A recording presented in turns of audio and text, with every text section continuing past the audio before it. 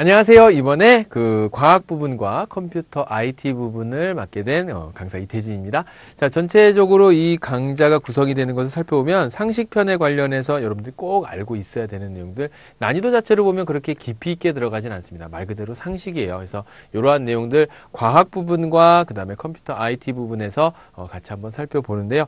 등장하는 이제 다양한 상식 관련 용어들이 있습니다. 그래서 그 용어들이 과학과 어떤 연관성이 있고 그 다음에 그 내용을 좀 깊이보다는 다양성에 조금 초점을 맞춰서 같이 강좌를 구성하게 되고, 과학 부분을 이제 기출 문제까지 문제풀이까지 포함해서 총 4개의 강을, 그 다음에 컴퓨터 IT 부분에서 3개의 강 문제풀이 포함해서, 그래서 마지막 각 분야별 마지막 부분에서는, 마지막 강의에서는, 그러니까 과학 부분에서는 4강이 될 것이고요. 그 다음에 전체 강의에서 컴퓨터는 7강이 되겠습니다. 그래서 5, 6강은 컴퓨터 IT 부분에 대한 상식 용어들을 살펴보고, 마지막 7번째 강의에서는 또 컴퓨터 IT에 관련된 기출 문제를 풀어보면서 어떻게 여러분들이 공부했었던 내용들을 좀 기억에 오래 남기고자 같이 한번 짚어보도록 하겠습니다.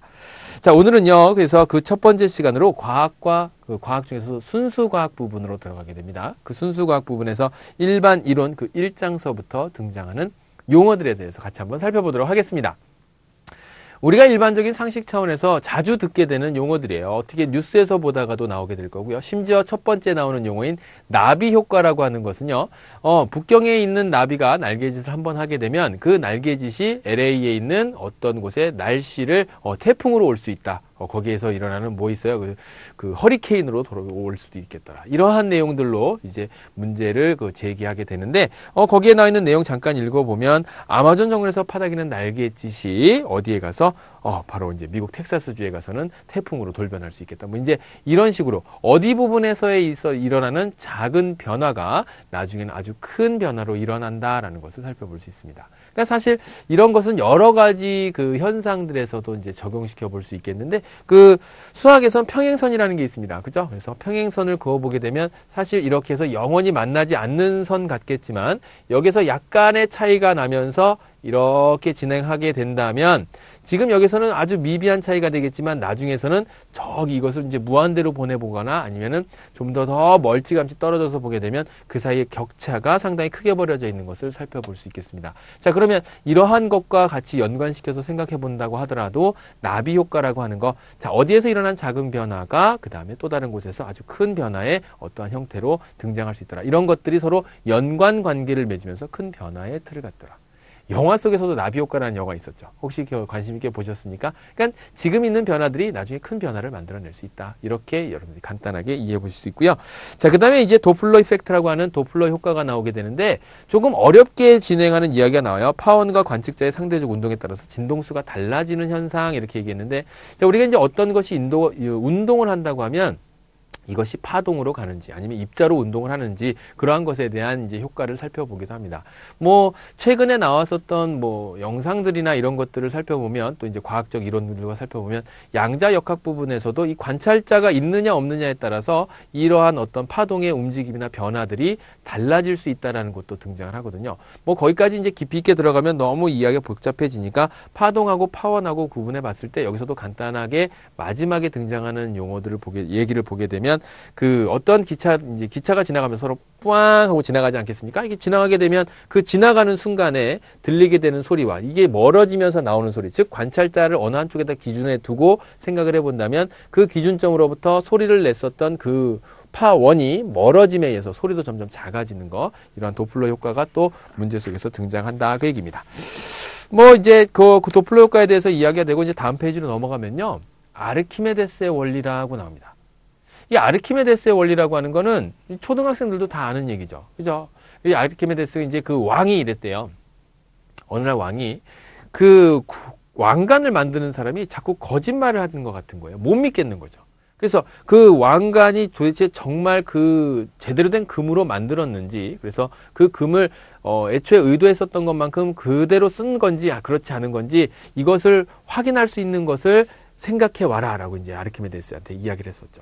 옛날에는요, 뭘 하나 잘못하면 그냥 바로 죽여버리지, 그냥 그것을 다음번에 좀 더 잘해, 뭐 이렇게 해서 격려하고 뭐 이런 게 없었어요. 그래서 굉장히 고민을 많이 했답니다. 그래서 이걸 어떻게 하면은 정확히 알 수 있을까? 그래서 그러한 고민을 하다가 어느 날 갑자기 목욕탕 속에 자기 몸을 담궜죠. 그런데 이상하게 물이 넘치더라는 거예요. 그래서 찰랑찰랑했었던 물이 확 넘쳐버리니까 그 넘쳐버리는 물을 살펴보면서 야, 이 물이 왜 넘치지? 자, 이런 작은 궁금증에서 발견이 된 것이 바로 아르키메데스의 원리입니다. 즉 들어가게 되는, 즉 찰랑찰랑하게 채워져 있는 그 물 속에 어떠한 또 다른 물체가 들어간다는 것은 그 부피만큼의 또 다른 것들을 밖으로 내보내야지만 들어갈 수 있다, 그 얘기예요. 그래서 지금 현재 나와 있는, 뭐 어렵게 얘기하면 거기 교재 나는 걸 좀 같이 읽어보도록 할게요. 물체는 유체 속에 물체를 뜨게 만드는 힘에 부력을 받는 원리이다. 자, 부력을 만든다는 건 뭐예요?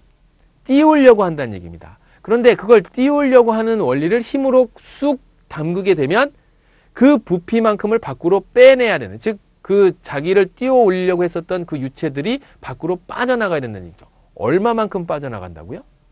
자기의 부피만큼, 즉 들어갔었던 새로운 물체의 부피만큼이 빠져나간답니다.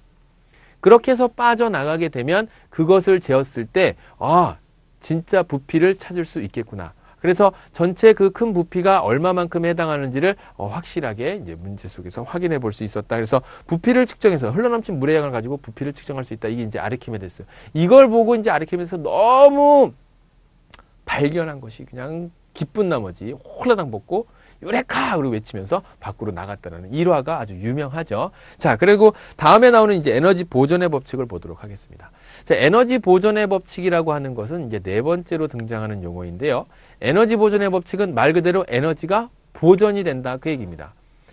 간단하게 이제 그림을 조금 살펴보게 되면 우리가 이제 화력발전소라던가 수력발전소 또는 원자력발전소 같은 게 있어요. 쉽게 생각해 보기 위해서 수력발전소에 가면 이런 댐이 있는데 여기에다가 이렇게 찰랑찰랑하게 물을 채워놓죠. 제가 낚시를 좋아해서요. 낚시터에 가면 요 댐 낚시가 그렇게 아주 재미있답니다. 물고기들이 힘도 좋고요. 깊은 물에서 사니까 아무래도 그런 것 같아요. 물론 잘 안 잡히긴 하지만 어쨌든 지금 현재 이만큼 높이에서 여기에다 구멍을 뚫어가지고 이 물을 낙차를 시킵니다. 그러니까 떨어뜨린다는 얘기죠. 물이 찰랑찰랑 어느 수위 이상 올라간다거나 아니면 전기를 만들어야 될 상황이 생기게 되면 이것이 이제 홍수 통제 같은 것도 하지만 발전을 하는 역할도 하게 되죠. 자, 지금처럼 이렇게 이 사이로 물을 내보내게 되면 그 물이 밑으로 떨어지면서, 즉 이 물은 현재 이 높이 위에 있을 때는 위치 에너지라고 하는 것을 갖게 돼요. 그래서 이러한 위치 에너지가 바로 다음과 같이 떨어지면서, 즉 중력이 잡아당기니까 떨어지게 되겠죠. 그 떨어지면서 만들어내는 그 낙차하는 그 크기만큼, 즉 높이와 그 다음에 여러 가지 이 에너지에 영향을 미치는 그러한 요소들이 바로 이 위치 에너지를 운동 에너지로 바꾸게 됩니다.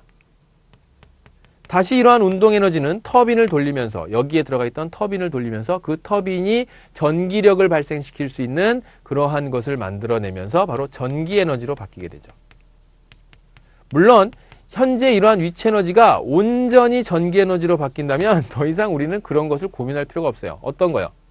전기 에너지를 이러한 위치 에너지로 그대로 바꾸면서 바꿔내기만 한다고 하더라도 상당히 많은 에너지가 생기겠지만 사실 중간에 소실되는 부분들이 생깁니다. 열로서 소실된다거나 아니면 떨어지면서 물이 튕겨나가면서 소실된다거나 여러 가지 이제 그 소실되는 에너지까지 다 포함해서 효율성을 따지는 거고요. 그랬을 때 사실 원래 그 소실되는 에너지가 있지 않고 소실되는 에너지까지 모두 다 합쳐준다면 결국 다음 에너지로 이동하게 됐을 때 그 에너지는 형태가 바뀌었을 뿐이지 전체 에너지의 양은 바뀐다, 바뀌지 않는다? 바뀌지 않는다가 바로 에너지 보존 법칙이 되겠습니다. 그래서 지금 여기에 나와 있는 것도 증기기관차에도 수증기 분자가 열 에너지, 그 열 에너지가 운동 에너지로 전환이 되고 그러한 에너지가 전환됨에 있어서 에너지는 늘 보존이 되더라. 소실되는 에너지까지 포함해서 이야기니까 보존된다라고 생각을 한 거예요. 그래서 에너지 보존에 대해서, 에너지 보존 법칙에 대해서 이야기할 수 있고요. 자, 그 다음에 이제 다섯 번째로 등장하는 것이 열의 이동 현상이에요. 열의 이동 현상을 보게 되면 이런 것들은 이제 그 구분되어서 여러분들이 현상들을, 이동 현상. 제일 대표적인 게 대류입니다. 대류. 이 대류에 의해서 많은 것들이 벌어지게 돼요. 해류도 이렇게 해서 생기게 되고요. 그 다음에 해풍이나 육풍 같은 경우 여러분들 예전에 배웠었던 과학 시간을 잠깐 연상해 본다면 이것도 대류 현상에 의해서 발생이 되죠. 자, 이렇게 이제 바다가 있었고 그 다음에 여기에 이제 육지가 이렇게 있었다고 한다면, 육지가 이렇게 있었다고 하면 비열에 의해서 물은 그 비열이 굉장히 높죠. 그렇기 때문에 이것을 온도를 높이기 위해서 상당히 많은 시간이 들어간답니다. 그래서 낮 동안에는 대류에 의해서 지금 바람이 부는 것을 보여드리려고 이렇게 이야기 말씀을 드리는 겁니다. 낮 동안에는 햇빛이 비칠 때 온도가 빨리 올라가요. 그죠? 온도가 빨리 올라가요. 육지의 온도가. 그리고 바다의 온도는 상대적으로 육지에 비해서 온도가 낮겠죠. 왜냐하면 비열이 육지보다 높기 때문에 그것을 온도 변화를 일으키기 위해서 많은 에너지가 필요하거든요. 그래서 상대적으로 봤을 때 얘가 온도가 높고 얘가 온도가 낮아요. 그러다 보니까 바람은 어떻게 부냐면 바로 다음과 같이 내려갔었던 그곳에서 올라간 곳으로, 올라간 곳에서는 다시 이쪽으로. 그러면서 대류 현상이라는 거예요. 사실 이러한 것은 우리가 작은 종이컵에 물을 따를 때에도 마찬가지입니다. 물을 따를 때나 끓일 때를 살펴보면 물을 끓일 때 여기서 이제 불이 이렇게 이게 싹 해서 불이 올라가겠죠. 불이 올라가게 되면 뜨거워지는 물은 그 온도에서 위로 올라가게 되고 위에 있었던 차가운 물이 바로 아래로 내려가면서 이렇게 골고루 섞이면서 물이 팔팔팔 끓게 되는 거거든요. 그래서 이러한 열의 이동 현상을 이 물 자체에서 열이 이동하는 거 대류. 그래서 다음과 같이 열의 이동에 의해서 공기가 데워지거나 차가워지거나 이러한 현상에 의해서 또 밤이 되면 어떤 일이 벌어지냐면요. 밤이 되면 육풍이 불게 돼요. 그래서 이런 것을 해풍이라고 하고 우리 키가 그렇게 크지 않기 때문에 느끼게 되는 것은 바로 여기 어딘가에서 이렇게 느끼게 되는 거죠. 그죠? 그 다음에 밤이 되게 되면은 비열이 낮기 때문에 온도도 금방 떨어져요. 마치 양은 냄비처럼. 그러면 상대적으로 이 바다의 온도는 높겠죠. 그래서 이런 식으로 다시 어떻게 본다? 육풍이 불게 된다. 그 얘기예요. 육지 쪽에서 바다 쪽으로. 자, 이러한 것은 바로 열의 어떤 이동 현상? 대류에 의해서 만들어지는 거고요. 자, 그 다음에 나오는 것은 전도가 있습니다. 전도. 전도라고 하는 것은 중요하게 여러분들이 기억해야 될 게 매체라는 게 있어요. 즉, 그 사이를 연결시키죠. 우리가 이제 뜨겁게 달구진 않죠, 일부러. 그래서 은수저 같은 거나 금, 뭐 이런 것들은 굉장히 열 전도율이 높아요. 그래서 은수저 같은 경우 어때요? 그러니까 국을 먹으려고 잠깐 먹으려고 딱 뜨려고 했는데 팔팔 끓는 뚝배기에 된장찌개가 있었는데 거기에 잠깐 담궈 놓은 상태에서 뭘 가지고 와야 돼서 물을 좀 떠갖고 와서 마시고 먹어야지. 그리고 숟가락으로 딱 넣었는데 숟가락이 너무 뜨거워서 손에서 놓치신 적 있습니까? 바로 이때 된장찌개에 있었던 열이 그 수저를 타고 전도가 되는 거예요. 어디로요? 내 손으로. 그랬기 때문에 뜨거 느낀 거죠. 사실 이러한 전도성 때문에 그 손잡이에는 항상 어떻습니까? 플라스틱을 감는다거나 나무로 감아주면서 그 열이 전도되는 것을 조금 천천히 늦게 전도될 수 있도록 만들어준답니다. 그래서 그 전도율에 따라서 잘 전도하는 것이 있는가 하면 전도를 잘 못 시키는 그런 물체들도 있으니까 사용에 따라서는 어떤 물체를 사용해야 될지 이제 그 물질에 대해서 적용을 해볼 수 있겠죠.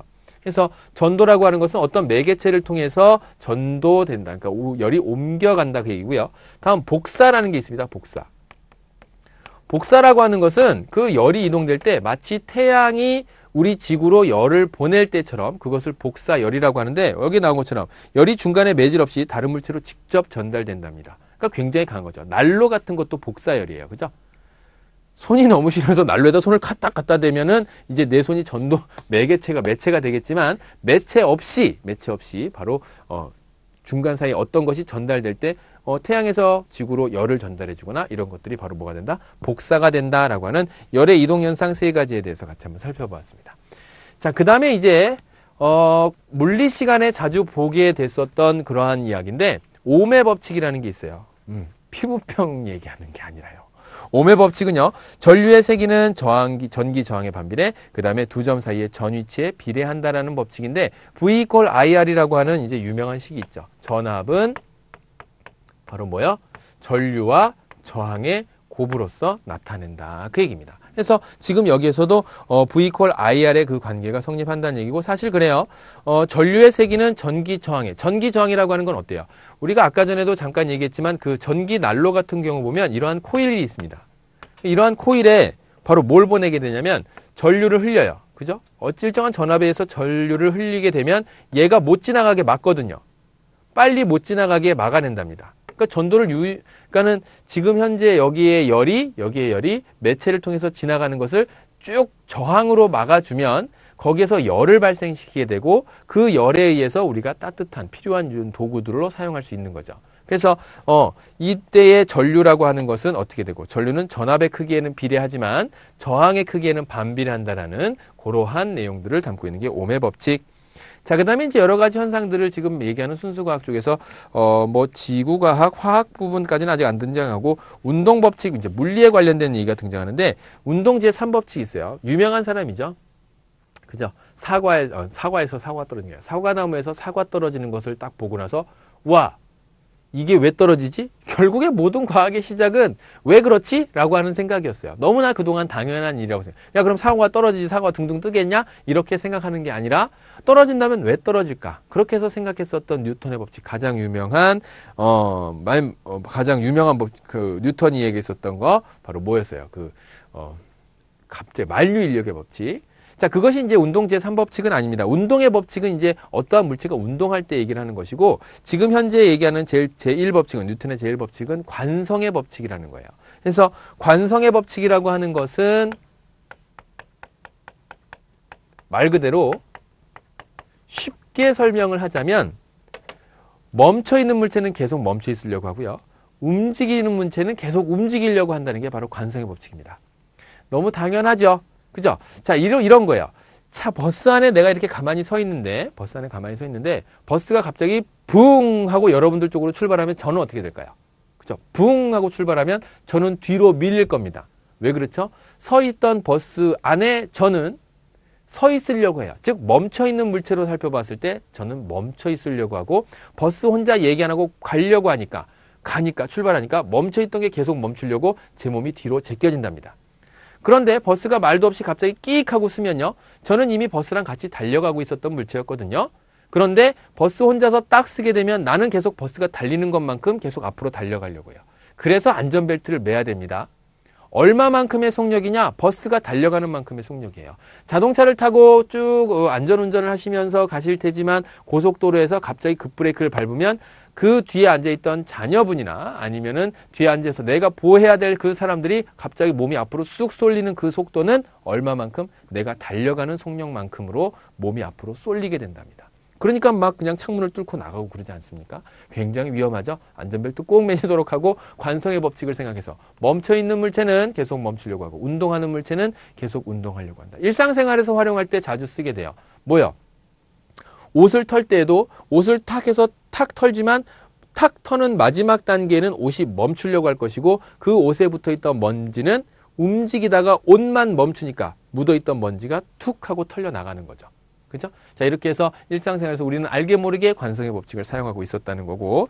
자, 그 다음에 그 관성의 법칙과 더불어서 뉴턴 제2의 법칙은 가속도의 법칙이에요. 물체에 힘이 가해졌을 때 가속도의 크기는 힘의 크기에 비례하고 질량에 반비례하며 가속도의 방향은 힘의 방향과 일치한다. 자, 힘을 주게 되면 어떻게 되냐면 점점점 속도는 늘어나겠죠. 너무나도 당연하지만 이것의 법칙에서 여러분들이 주의해야 될 것은 가속도가 붙어서 더 심해져. 그러니까 어떤 힘을 계속 주지 않는다면 힘을 주지 않는다면 이것은 등속도 운동을 하게 됩니다. 대신에 힘이 계속 주어지고 있다라고 하는 그 조건들을 잘 찾아내야 되겠죠. 무게가 커져서 갑자기 가속도가 붙었다. 이 얘기는 조금 어긋나는 말이 될 거예요. 그래서 일단은 여러분들이 기억하실 때 뉴턴 제1의 법칙, 관성의 법칙, 그 다음에 가속도의 법칙, 마지막 법칙 이제 이야기하게 될 바로 작용 반작용의 법칙이에요. 이때 작용 반작용의 법칙도 사실 무게에 의해서 결정이 된답니다. 쉽게 생각하면 제가 손을 가지고 벽을 땅 치면 벽이 무너질까요? 제 손이 아플까요? 당연히 제 손이 아프겠죠. 그렇다면 왠지 모르게 저 벽은 나한테 굉장히 심한 일을 한 것 같겠지만 사실 벽이 나한테 한 일은 내가 한 일만큼 저한테 한 거예요. 그죠? 단지 그것에 변화가 생기지 않았다는 건 무게 때문에 그렇습니다. 무게 때문에 그런 이유는 왜 그러냐면 꼬마 아이와 제가 같이 손을 이렇게 마주보고 있다가 서로 미끄럼판에서 얼음판에서 좋겠네요. 김연아 선수와 제가 손 마주치기를 해서 딱 마주쳤다고 합시다. 그러면 김연아 선수가 받은 힘이나 내가 받은 힘이나 서로 어때요? 똑같은 힘을 받는 거예요. 하지만 제가 김연아 선수보다 무겁기 때문에 덜 뒤로 밀릴 것이고 김연아 선수가 더 많이 뒤로 밀려난다 그 얘기죠. 그것은 바로 무게에 따른 차이다. 둘의 힘은 어떻게 된다? 작용 반작용으로서 힘의 크기는 같다 그 얘기입니다. 자, 이렇게 해서 이제 작용 반작용의 법칙까지 해서 이야기 되었고요. 전체 등장하는 좀 새로운 용어라던가 아니면은 물리적인 여러분들이 좀 살펴봐야 되는 여러 가지 내용들 조금 더 속도를 높여서 이야기하도록 할게요. 카오스 이론으로 다음 페이지 넘어가시면 살펴볼 수 있겠는데, 카오스 이론이라고 하는 것은 말 그대로 혼돈이에요. 혼돈. 근데 그 혼돈 속에도 어떤 규칙성이 숨어 있다는 얘기죠. 그래서 혼돈 속에 규칙이 숨어 있고 그러한 규칙 속이 숨어 있는 것 같지만 어떻게 살펴보면 이것이 굉장히 혼돈적인 상황에 놓여 있더라. 그렇지만 이런 것들 하나하나가 안정적이었다가 안정적이지 않은 상태로 움직이는 것은 굉장히 다변화되는 그러한 상황에서 놓이게 되겠더라. 그러다 보니까 이러한 카오스 이론을 조금 살펴본다면 지금 제가 생각하고 있는 거 아니면 여러분들이 생각하고 있는 그 어떤 것을 내가 프로그래밍 되어 놓은 어떤 상태의 것을 만드는 것이 아니라 그렇지 않은 다양성을 놓고 생각해 보았을 때 그때 카오스 이론을 적용시킨다면 인공지능 또한 즉 컴퓨터도 자기 의지에 따라서 오늘은 일하기 싫습니다.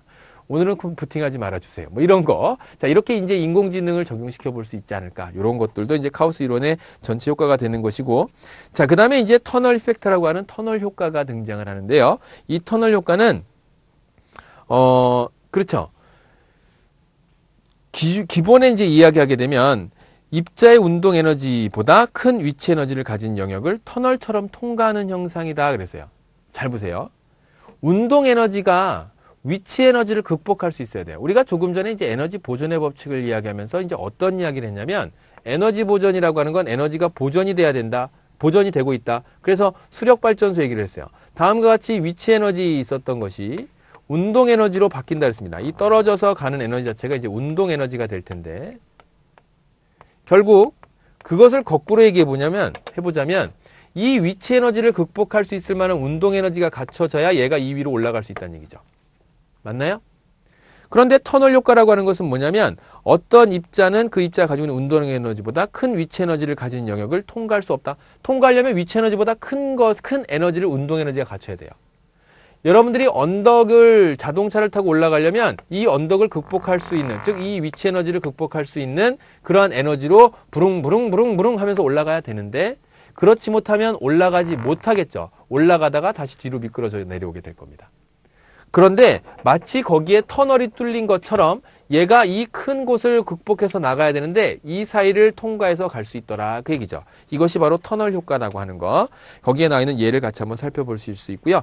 플레밍의 왼손 법칙, 플레밍의 오른손 법칙 등등 하면서 뭐 이렇게 만들고 쌓아보고 감싸보고 하는 건 이제 여러분들이 해보셨을 것이고 힘의 3요소 해서 등장하는 힘의 크기 뭐 등등에 대한 것들도 정리해 보실 수 있고요.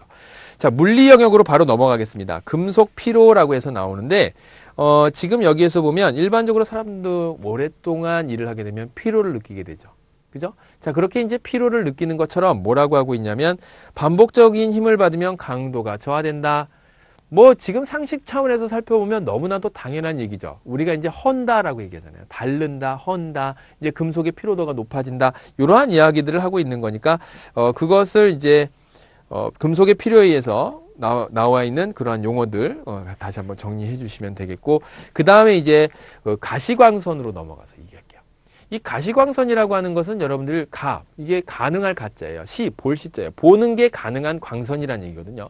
우리가 일반적으로 햇빛이 비쳤을 때 태양이 떠오르게 되면 그 빛이 오게 되고 그 빛을 무슨 색깔입니까? 라고 물어보면 흰색 또는 빛은 보이지 않아 이런 색을 이제 얘기를 하시게 되죠.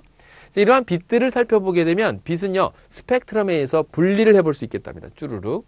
그래서 어디서부터 어디까지 분리를 하게 되냐면 적외선 빨주노초 파남보라라고 하는 그 색깔 7가지의 색깔에서 빨간색 바깥쪽에 있는 적외선, 그 다음에 보라색 바깥쪽에 있는 자외선, 울트라 웨이브라고 하죠. 그죠? 그래서 요런 거 울트라 바이올렛, 그죠? 자외선입니다. 그래서 여기에 있는 것과 그래서 UV, 그 다음에 적외선, 요 사이를 또 넘어서서 이 부분까지는요, 적외선과 그 다음에 자외선 밖에 있는 부분까지는 보이지 않는 부분이 되고 그 사이에 있는 그 광선의 영역을 우리는 가시광선이라고 하고 그러한 가시광선이 물체에 비쳐서 반사되는 그 빛을 우리 눈으로 보게 되는 겁니다.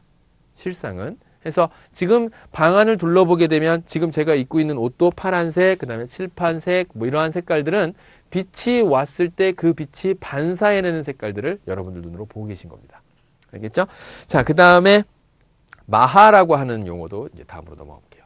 마하라고 하는 것은 초음속이에요.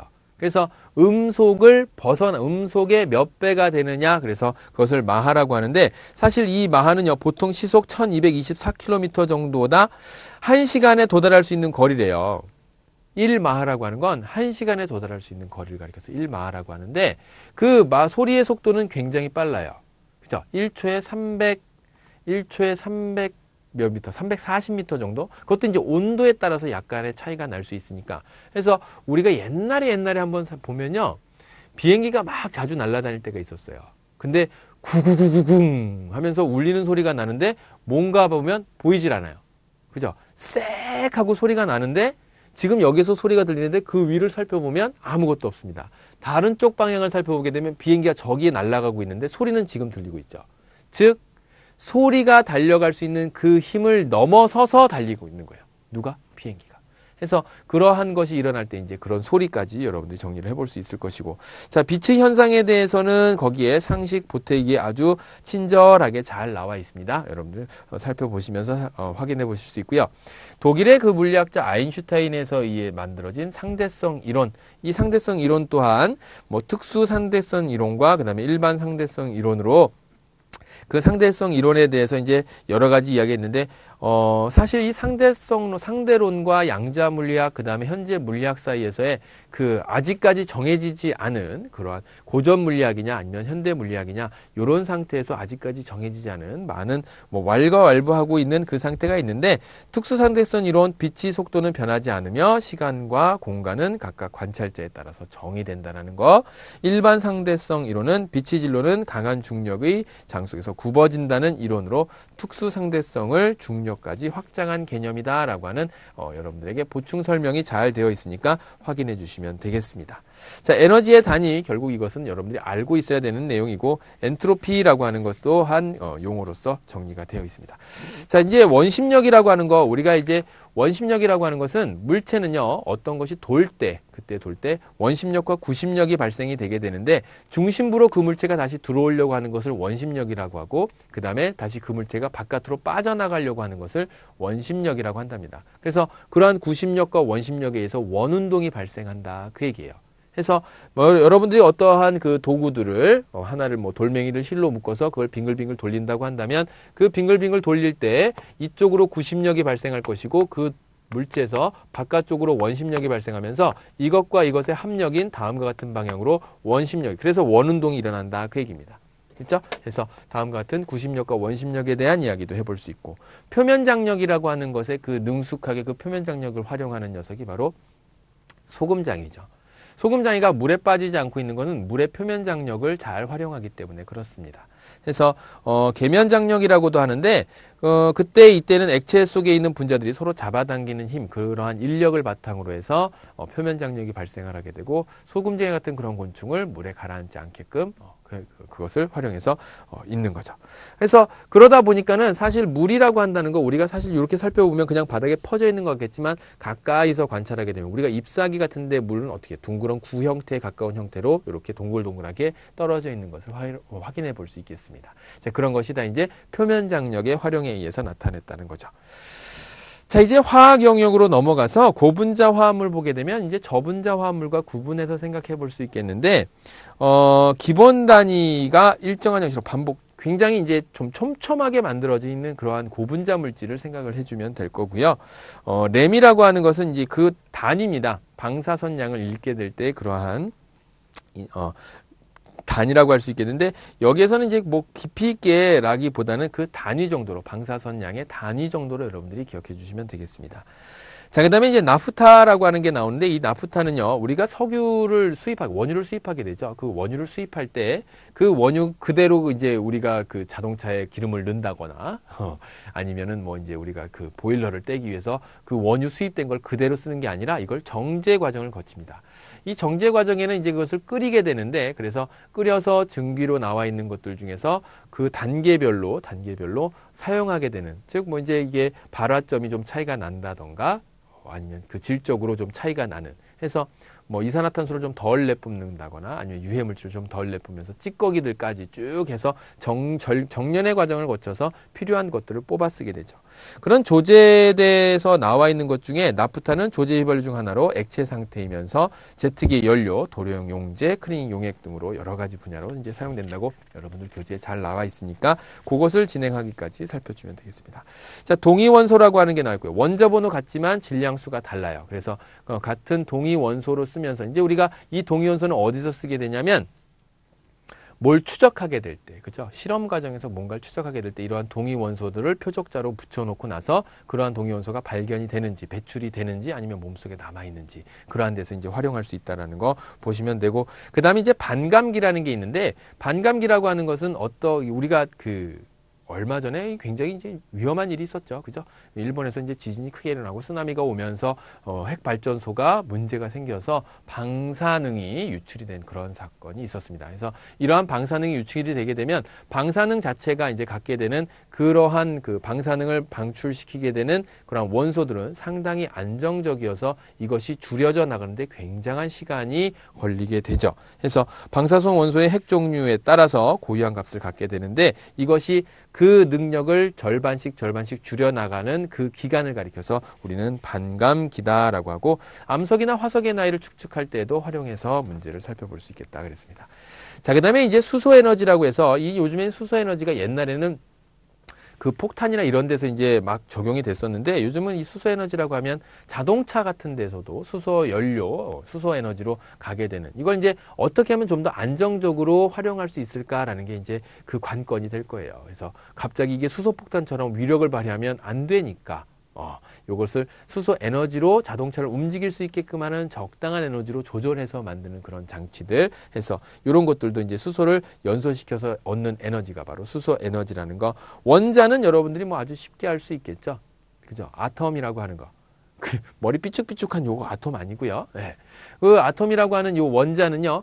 우리가 물체를 잘라봤어요.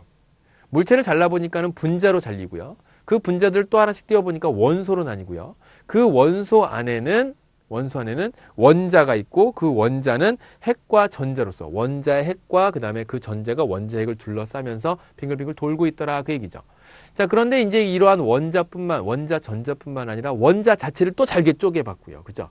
하여튼 이렇게 좀 미세적으로 나가게 되는 데서 발견한 그 물질이라고 해야 될까요? 최소 입자라고 해야 되겠네요. 자, 그 다음에 이제 옥탄가라고 하는 것은 우리가 이제 그 자동차를 타고 가다 보면 가끔 가다가 옥탄가가 떨어져서 이러한 현상이 발생을 해요. 노킹 현상이라고 하는 게 있는데, 왜 우리가 그 언덕을 이렇게 좀 올라가게 될 때 자동차 힘이 좀 약한 것 같아. 그러면 드르륵 하면서 가는 그러한 현상 보신 적 있어요. 그런 걸 이제 노킹 현상이라고 하는데, 옥탄가가 높냐 낮냐에 따라서 이러한 노킹 현상이 자주 일어나냐 그렇지 않느냐를 판단하기도 하고요. 물론 뭐 엔진 자체에 대한 문제도 있겠지만 거기서 이야기하는 이제 옥탄가가 바로 다음과 같은 내용이라는 거 여러분들이 상식과 연결시켜서 살펴볼 수 있겠습니다. 자, 그다음에 이제 이온이라고 해서 나오게 되는데, 이온은 이거예요. 우리가 우리 몸도요. 내 몸에 필요한 물, 혹시 이제 그 광고에서 보신 적 있습니까?